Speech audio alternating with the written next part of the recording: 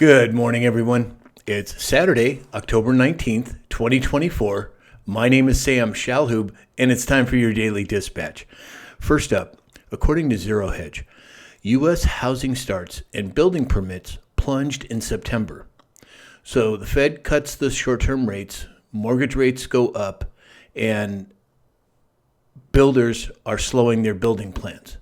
Is this the way it's supposed to work? 16 attorney generals, led by Ohio AG Dave Yost, called on the Department of Homeland Security Secretary Alejandro Mayorkas to provide voter registration information to the states. More election integrity actions? Sure looks like it to me, and we are coming down to the wire. Yesterday, North Korea sent 1,500 troops to fight alongside Russia in the war against Ukraine. Keep in mind, there's things that they want to show you that may or may not be happening, and other things that they're not showing you that may or may not be happening. So keep your head on a swivel. Some California news. In less than 48 hours after Newsom signed a bill to raise the cost of gas here in California and to limit its availability, Phillips 66 announced it's closing a refinery.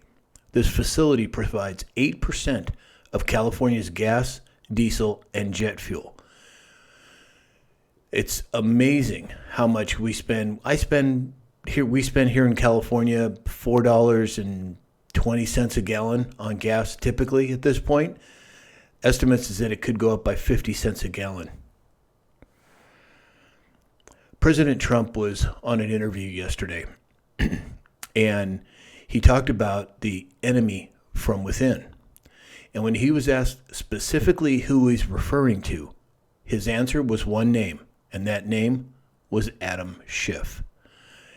Is justice coming? You bet.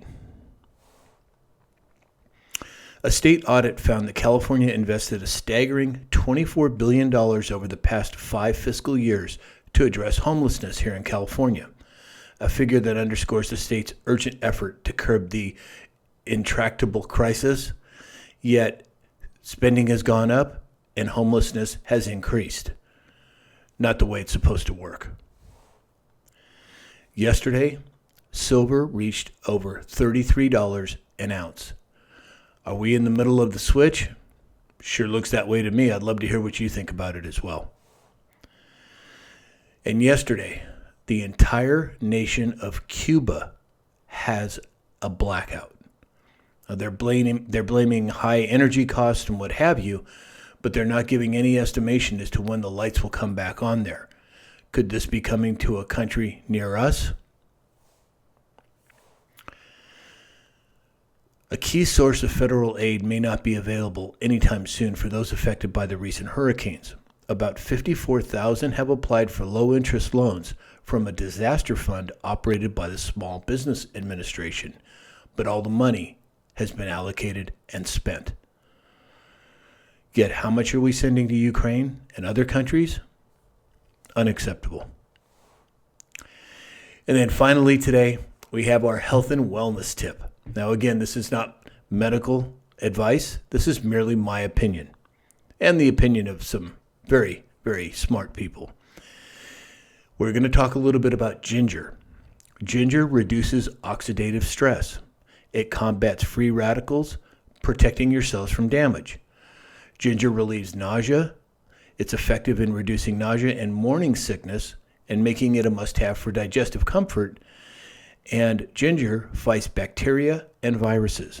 Has a natural antibacterial and antiviral property. Now, there's a whole lot more information on this if you go to my Telegram website or Telegram channel, and you can read the entire article. And I've had a lot of you reach out to me about specific ailments, and I'm happy to help any way I can. But there's a way that you can figure out these things on your own. Dr. Peter Glidden has been on my show many times. He's been in clinical practice for 35 years. He's a naturopathic doctor, and he has developed a website that it's taken him years to compile the information. If you go to samshalhoub.com, look for the Dr. Glidden button, press that button, it'll take you to his website. It costs a couple of bucks, but believe me, it is a treasure trove of information on health and wellness, and I would encourage everyone to go there. So just go to samshalhoub.com, look for the Dr. Glidden button, and it'll take you right to his website. So that's all we have for today. As always, keep your head on a swivel. We're getting close in terms of the election, if we have an election. And I don't say this to fearmonger, merely for us to be aware that just about anything could happen at this point. So, in the meantime, I hope that you have a great weekend, and we'll talk again soon.